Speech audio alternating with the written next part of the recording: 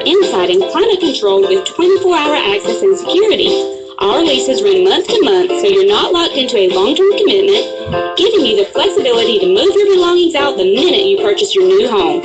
Stop by today or give us a call, 530-8003. That's 530-8003. Jessup Premium Storage. The cool, clean, and secure. At Mike Butch Ford in Blackshear, the Gimme What You Got free sale is going full blast. Business is great. We're selling new Fords like never before. The best sales team around, Timmy Roser, Carlos Robertson, Gerald Stone, Bart Duncan, Joey Lee, and Andrew Cuneo are ready to deal your way. We are breaking records selling new Fords at Mike Butch Ford. Rebates are big and free, 0% for up to 72 months if you prefer. All this added to Mike Butch Ford discounts means great deals for you. The last 10 days of August is your chance to Gimme What You Got free, so stop the search and come to Mike Butch Ford. The house good service built. No pressure, no sales gimmicks, just good old-fashioned car trading. We'll treat you so good you'll send your friends and family to see us. I'm talking about the Gimme What You Got free sale at Mike Butch Ford in Blackshear. This is Sammy Dixon saying thank you. Thank you very much for your business. Remember, the new Ford F-150s are selling fast, so bring your trade and let's do business. You'll be glad you did. And good morning. You're listening to The Big Dog, WIFO-FM in Jessup, 105.5 on your FM dial. 8 o'clock on a Wednesday morning, second day of September. Butch Hubbard here with you on 105.5 FM. We do have a 60% chance of showers today. High today of around 88 to 89 with that 60% chance of showers today and tonight. The Ottawa Harbor level is still rising. Well, actually starting to fall now. 6.5 feet and falling the Ottawa Harbor River. 74 degrees here in southeast Georgia. It is now time for the world-famous Butch and Bob Show, brought to you by Mike Butch Ford in Blackshear, by Parker Insurance and Realty on Macon Street in downtown Jessup, Jessup Premium Storage out here on the Waycross Highway, and also brought to you by Growing Green Nursery in Scriven. Well, Bob, we got a couple of fine-looking gentlemen in here this morning to talk about an upcoming event. Band Alumni Week this Friday night at JC Stadium. That's what right. we talk about. That's right. It's not only a big game for the Yellow Jackets. Jim Smith is on the air right now. Good morning, Jim. Good morning, Butch. I appreciate you having Jason and I on the air this morning. We was hoping to have a couple of other folks in here, but we understand schedules are kind of hectic. But what we want to talk about is this coming Friday night with the Wayne County Statesboro game is going to mark Alumni Night, and we are trying to put together an effort to get a group of alumni band members to come out and join us on Friday night and perform with the Wayne County High School Marching Band. And we are still trying to get our numbers up, Jason. Yeah, we're trying all kind of different medias, try to get the word out. Of course, we're on this nice radio station here today. We've been doing social media. The one thing is we created a Wayne County High School Alumni Band Facebook page, and that's easy enough to search for. We're also using our personal Facebooks and trying to share things to get the word out. The more we get the word out there, the more people show up, the bigger the event. This is also going to be from what Ken Widener told me, this is going to be the 50th anniversary for the Wayne County High School Band also. So there's going to be a minor commemoration for that Friday night also. Mm-hmm. But our biggest thing we're trying to do today is we're trying to get a notice out, because we have had, like Jason mentioned, we have tried to get the word out to get some folks out to participate, and we have had a few show up, but we'd like to have a little bit more. And as we mentioned, we have used just about every media outlet we can, with the exception of hiring a plane and writing it in the sky. But we've That might work. Yeah, it might work, but I'm not. But I'm sure that comes with a cost. But maybe I can work out a deal with him. But we want folks to know that that tomorrow night, Thursday night, the 3rd, we will be practicing with the band. We will be going over what we're going to do. It is nothing complicated. We want folks out there that are listening that may be interested in doing this to understand that we're not looking for Wynton Marsalis to come out there. If you've got an instrument and you used to play in the band, please just come and join us. We would love to have you. The number we've got is not complicated. It's one that the band is working on, and we will go over it tomorrow evening at practice. And we've also got PDF files of it, or a MIDI file of it and a PDF file of the score. If you need that, we can do that. And we can give you some contact information on here before we get out of here. You can Let's see, Jason, your best way to reach you is at your email. And Right, it's lj.melton@comcast.net. right, and I can be reached at neesmith10@bellsouth.net. And we have had some response that way, and we've been able to get some information out there to get some folks to come out. Now, Jason, I'll let you explain something about the shirts. You've got all the details on that. Right. Yes, today is the last day to put in last-minute orders for the alumni band T-shirt. We're getting them made in Odom at Barber and Company. There's a $25 fee for the T-shirt, but that's not just for the shirt. It's also part of the remainder amount of the money above the cost of the T-shirt goes to the Wayne County High School band boosters to help support that. There's a lot of expense in running the high school band, and they have to do all kind of fundraisers to try to raise money to do all the functions that they have required throughout the year. So that will also help support that. And another thing other than T-shirts is the practice on Thursday night at 6 p.m. And it's going to be at the practice field at the high school. Right, yeah, that'll be from 6 to 8. I think Ken has kind of moved their time up a little bit to help accommodate those of us on that. So yes, if you would like to come and join us, please meet us at the high school practice field, which, if you don't know where that is located actually kind of on the back side of the existing high school, sort of in between the high school and the middle school. There, if you come down that way, you can't miss it. It's right there, an open field. It'll be lit up. So we'd love for you to join us and come out and practice with us tomorrow evening from 6 to 8 o'clock. Again, we could use all the help we can get. We're really trying to get some instrument players to come out. We seem to be lacking in number on that right now, but we would love to have more of you. Yeah, it seems like our strong strength at the moment is our very dedicated drummers. Those guys have been practicing probably at least once a week for the last while, sometimes twice a week. And they've been getting together quite often, and they're sounding very good. Now, as far as the music is concerned, like Jim said, it's not overly difficult.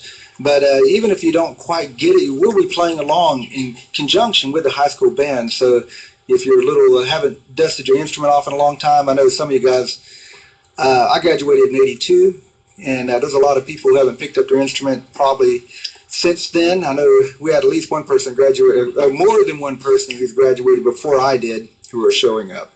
So, you got lots of people to help play along with you, make you sound better. I know I can use the help myself. So what instruments do y'all play? I play trumpet. Okay. And I try to play a tenor sax. I'm one of the ones that, this is probably the only time I have picked up my instrument. And it's fairly obvious because I haven't had to read sheet music in quite some time. But you'd be amazed how quickly you can pick up on some things. And that's what I'd like to reiterate to some of the folks out there listening that may be interested, that you'll pick up on it a lot quicker than you think you will. Okay, all you Wayne County alumni out there that were in the band for the past heaven knows how many years, whether it was 50 years ago or last year, if you're a Wayne County alumni band, just give them a call, get a hold of them, and be out there on the field Friday night and be part of the Wayne County High School Marching Alumni Band. And once again, how do they get a hold of y'all? Again, they can reach me via email. It's neesmith10@bellsouth. Now, is that 10 or is that T? Yeah, that's 10. Okay. Neesmith10, the number 10. That's right, at bellsouth.net and lj.melton@comcast.net. And if you can't remember all that, just contact the high school, get a hold of band director Ken, and he can get you all set up. Right, and plus we know just about everybody's on Facebook. Like I said, Jason here's got a Wayne County. It's actually the Wayne County High School Alumni Band. Well, there is a page there, so they can go and search for that on Facebook, and we've got all the information on there as well as contact information. I do believe on there, but all the information that is needed is there. Okay, sounds good. Yeah, we're looking forward to it.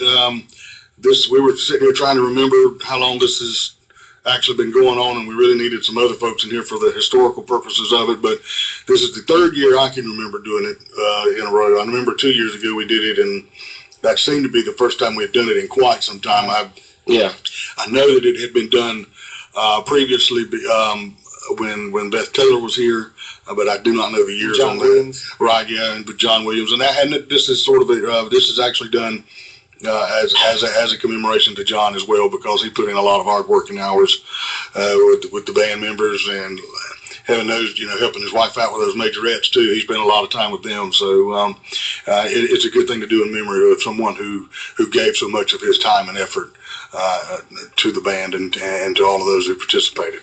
Okay, not going to be too difficult for all you alumni band members, so don't let that scare you. Easy numbers to do, no marching routines really to speak of. The Wayne County High School Band will be out there to help cover for you, and you'll just have a good time standing out there and bring back those memories of standing on Donaldson Maverick Field there at JC Stadium and playing to the home crowd there with the fight song and everything else. That's right. So please contact us or check out our Facebook page, and we would love to have you come out Friday night. If you can't make it to the practice tomorrow night, we understand schedules are hectic, but please try to make it Friday night. We'll find a spot for you. Okay, now when and where the practice tomorrow night? Again, the practice is going to be at the new high school, or it's what I call the new high school. At the high school. Yeah, well, we'll call it the high school. Yeah, so it'll be at the band practice field, which is, as I mentioned, on the backside of the school property. I guess that's the best way. Yeah, it's right between Wayne County High and Martha Puckett there on the Wayne County High School side. So if you just come down there, you can't miss it. And what time? 6 p.m. to 8 p.m. tomorrow night. All right, sounds good. Bob? Okay, go ahead, Jason. Just one quick thing also, just because you may not have an instrument, that doesn't mean we may not be able to acquire one for you. Mm-hmm. Some of us have, for example, I have an extra saxophone around the house that if somebody needs to borrow it. There's been other people who have been borrowing instruments from other band members. Plus, Ken may have an instrument or two, according to what it is. We've already had one person borrow at least one instrument from the high school band itself. So don't let that be a factor. Show up if you don't have an instrument, and we may be able to facilitate that. And always the question is, what will the alumni band be wearing? Just their regular street clothes or something else? Yeah, like I said, we're going to have the commemorative shirts. Those of us who get in on the order in time. If you're not able to get in on that order, we would just like to ask you just to wear a black shirt of some sort, preferably a t-shirt. Okay. And jeans. Very casual. Okay. Nothing really fancy with us. Okay, sounds good. Mm-hmm. Bob, anything else for our alumni band members here? Not really. Not really? Bob never has a lot to say, does he? No. We have rendered him speechless, so chalk it up. All right. Okay, sounds great. Look forward to it. Thank you. All right, we'll be back more of the world-famous Butch and Bob show in 1 minute. This announcement is for all hunting and gun enthusiasts. Ames Center Mass Gun Store on Highway 196 in Hinesville is having a big end-of-summer Labor Day event Monday, August 31st through Saturday, September 5th. Factory representatives will be on site Thursday, Friday, and Saturday to show off their new guns and accessories and giving you all kinds of free stuff. Plus, Ames Center Mass will be giving you the lowest prices possible on all guns and accessories. Name brand guns, the best handguns, rifles, and shotguns in the USA. And all compound hunting bows by Hoyt and PSE priced below cost. Ames Center Mass is your complete one-stop shop gun store with everything you need, including gun repair and service. They even have a state-of-the-art indoor shooting range where you can improve your shooting skills. Bring your own guns or rent a handgun or rifle from Ames Center Mass. Go to the end of the summer Labor Day event at Ames Center Mass, Monday, August 31st through Saturday, September 5th. Visit with the factory rep to get free stuff and save big on guns, bows, and accessories. Ames Center Mass Gun Store in Hinesville on Highway 196 across from the VFW. All right, 12 minutes after 8 o'clock, WIFO 105.5 FM in Jessup. And Bob, it'll be good to see those alumni band members of Wayne County High School out there on the field Friday night. It's always an exciting time. Just hoping the rain holds off. And I said the forecast doesn't look good at the moment, so just hoping it does not become a torrential rain that messed up the Glen Academy game. So get my fingers crossed that the forecast is going to help out. Well, we got 20% chance of rain, a 40% chance of rain on Friday, 40% on Friday with a 20% Friday night, and 20% on Saturday. So hopefully by the time the nighttime gets here, it'll just be cloudy and not rainy. I can still picture that scene in Statesboro a couple years ago where those fans stood out there in that pouring down torrential rain, ankle deep water. It was that 7-6 ball game. That was a memorable night, and anybody that was there remembers the statement. But it was just amazing. I kept looking over there, and nobody went to their car. Nobody. They just stood there in the pouring down rain, just getting soaking wet. But memorable night. That's Yeah, what if made it's it nice raining, they'll run. play the game. If it starts lightning, they've got to stop. But like it did on the game the other night, but on Glen Academy. But 40% chance of showers on Friday, 20% Friday night. So hopefully by the time the evening gets there, it'll just be cloudy, overcast, and kind of like was this past Friday, and everybody will have a good time. I forgot when I got back from that JV game in Baxley, I said I want to get Jonathan to look up who invented that lightning meter and have that person sent away to Guantanamo Bay, Cuba, because it doesn't work. It doesn't work out. I mean, sunshine, skies, temperatures.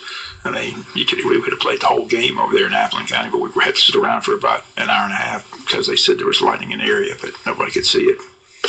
So to me, the lightning delay, that machine's just a waste of time. I've seen it over in Waycross. I remember just me and Steve Card had a big argument. It was beautiful sunshine skies for 3 hours, and they said there's lightning in the area, so I finally left. You ought to be able to see it or hear it. You know, heck with this in the area stuff. We live here in South Georgia. It could be raining and lightning 5 miles away and not where you're at. I mean, this is South Georgia, North Florida, man. I mean, your neighbor could be getting rain and thunder, and the 2 neighbors down, you might have sunshine. So those meters, use a little common sense there. Common sense should come into play. I mean, I understand the safety reason, but this classic example was last Thursday in Appleton County. I mean, they said there was lightning in the area, but they could have played the entire first half before. I mean, it was just crazy. I know. So it is crazy. I've been to several events where they said, "Oh, we got to get off the field. There's lightning in the area," and you go, "Where? Where? Don't see anything. Don't hear anything." Must be in St. Louis, I guess. Yeah, common sense is sometimes seems a thing that's just gone out the window, Bob. I need Jonathan to find out who invented that and find that person and have a long discussion with them anyway. Well, that could be in the area, but what's the area? That's the thing. I'm not a big fan of the lightning detector. Yeah, well, lightning detector, eyes and ears. I mean, there you are, right there, eyes and ears. I need to get out of the rain. But when I don't see anything, I see sunshine skies, and some folks tell me there's a lightning in the area. You gotta get it. I'm gonna go crazy. Yeah, if there's lightning, it's going to be thunder most of the time, and you're going to hear it. Steve, even if you don't see it. Steve Carter remembers that day in Waycross. Oh yeah. I was like, what are we doing? It's 85 degrees and the sun's out. There's not a cloud in the sky. There's lightning in the area. Where? Are you serious? Well, according to this meter. Are you serious? People are 3 hours. So I was speaking of meters. You know, I was at this friend's house one time, and he had this smoke detector, and it kept beeping. I said, "Well, it's your low battery," and he said, "No, I've taken that battery out of there and put it in my little portable meter things you can put batteries in, and it says good. It says good." I said, "Well, I don't care what that meter says. Your smoke detector up there is beeping, which says that battery is weak." "Well, my meter says it's good." I said, "Well, let's put that ain't going to help. Put that new battery in there because my meter's right."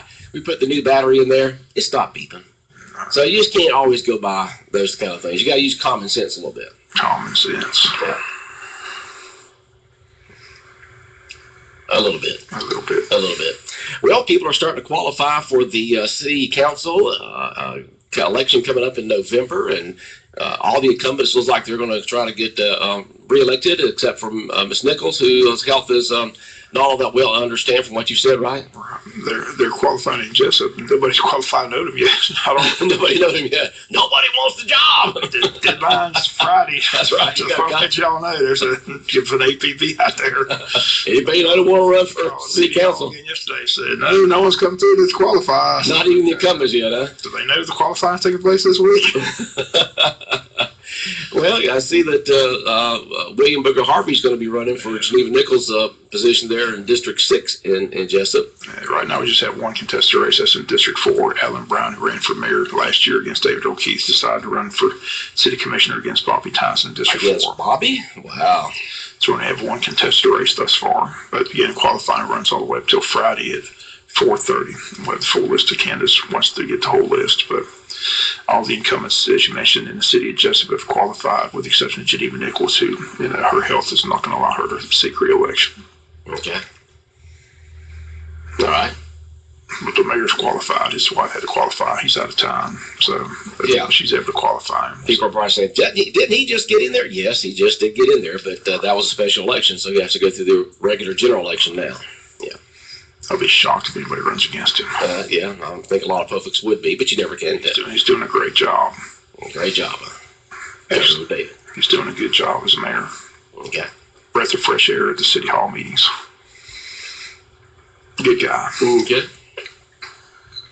I give him my endorsement. All right. Not that he needs it, but I give it. It may hurt. Poor David. It's like you picking a team in football. You know, David's person. Oh no, Bob! It didn't hurt him more than help him. That's right. I just go on record to say he's doing an excellent job, and he's been a breath of fresh air. So. Poor old David Earl now. Bob's in Boston. The kiss of death. The kiss of death. That's right. You know, I have 5 people run down there this morning and qualify. Good luck. You'll get it. Save your $3. That doesn't say much when qualifying. It's just $3 for an office. Yeah. Wish I We had $3 to run for mayor, man.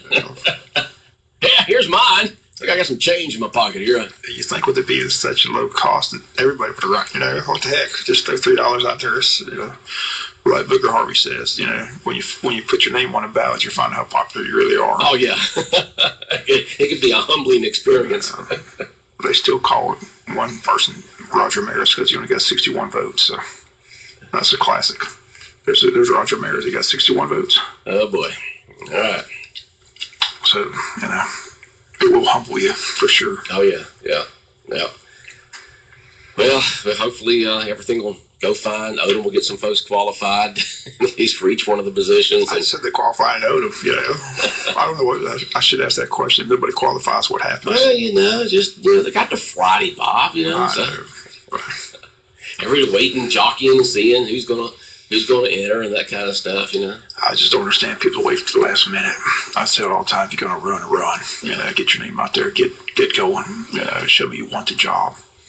These people wait till the last minute. I never feel confident about those people. If you have to sit around and think about it, I don't want you. Mm-hmm. That's just my philosophy in politics. If you want to run for the job, say you want the job, run for the job. Okay. If you got to sit around and wait and think about it, I say, if they say think long, think wrong. So, but hopefully people know them will qualify. Okay. But they have, like I said, they have till Friday at 4:30. Okay.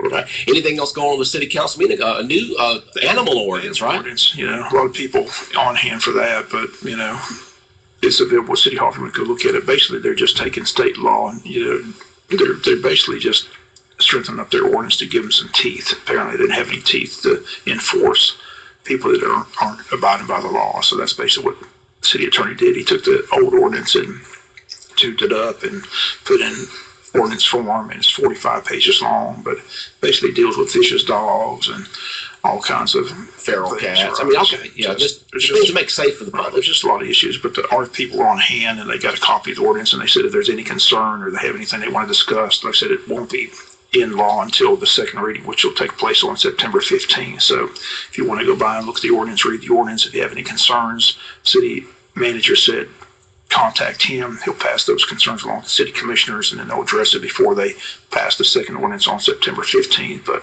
it's a pretty lengthy document. I read it last night. You know, it just makes a lot of sense what's in it. So It just basically gives the city law enforcement, animal control officer teeth to enforce the laws that need to be enforced. All right.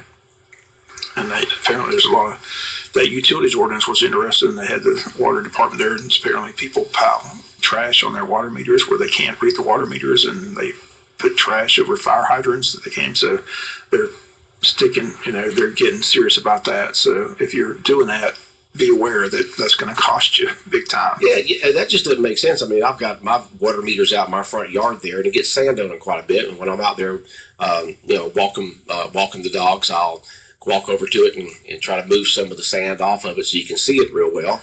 But you don't want to put things over your water meter or your any other meter you have. And they mentioned last night, it's not a lot of people. It's like 2%. Oh yeah, it's always a small handful. But it's become a problem where the people in the water department can't read the meters, so it's just a hassle. So again, they're coming up with this ordinance where if somebody does that, then they can turn off their water and then make them pay a fine and get their attention where they turn off the water It'll get somebody's attention. Right. So, Hey, Marge, the water rate runner, did you pay the bill? but again, that doesn't take effect till September 15th either, because they have to have a second reading. But again, it's been a problem. They addressed it with the ordinance. So hopefully, if you're listening out there in the city of Jessup, please don't pile trash on your water meter. Just not a good thing. Wouldn't be prudent. But apparently people do it. Wow. What were you thinking? Here's your sign. I said, it's always a few. Oh, it always is. It doesn't matter if it's in school, whether it's at work or something to do with the city or county or nation. It's always that small handful that. Doesn't matter what it is. Yeah. But it was a quick meet last night.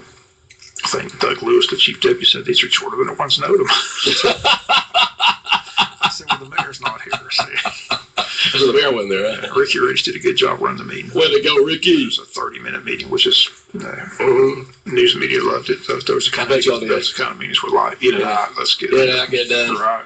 Write up the story and go home. Okay. Anything else from the city council meeting last night from Jessup, other than the ordinance and the? That was it. That's pretty much it. The two ordinances, like I said, they postponed the health appointment because the mayor's has to make that. I'm trying to think. There was a fourth item on the agenda. I can't remember what it was. Okay. All right. Now, we got Statesboro coming in here on Friday night here at JC Stadium. What do we know about the Blue Devils?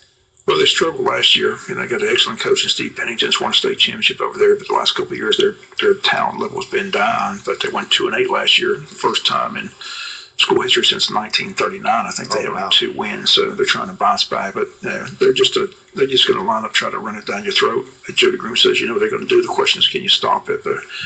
They lost to Burke 20-14, so Burke's supposed to be a pretty good team this year in the region. So the Burke's rated in the top 10, top in our region right now. Should be a good game. Like I said, we had their number the last 3 years, and it was a great rivalry. I went to that Georgia 301 Grown. There's this guy walking by with a Darren Van Tassel shirt or a tag on it. I said, that name sounds familiar. And I said, did you play shortstop at Statesboro? Did your son play? He said, that was me. Okay. So we got to talking about the Statesboro Wayne County rivalries, and they sit around in Statesboro talk about those days just like Wayne County people do. So it was nice to talk to him. And he said, when you brought that rooster out there on the top of the dugout, that was pretty something that just lasts in your memory. You don't forget that. But those were good days. Big rivalries between Wayne and Statesboro. So it'll be fun Friday night. They should bring in a decent crowd too. I hope they do. I mean, they don't really travel that well. I mean, they pack the place at home, but for some reason they don't travel as well as other towns do, like Pierce and Appling and things like that. So be interested to see what kind of crowd Statesboro brings in, especially with the team struggling the last couple of years. Okay. But looking forward to the game. Be nice to get this win Friday night, go to 2-1, get ready for Oak Leaf High School, which is going to be a very good football team. And then the big trip to Camden. We know how good Camden is. So. How is Camden this year? They were off a little bit last year. They're rolling.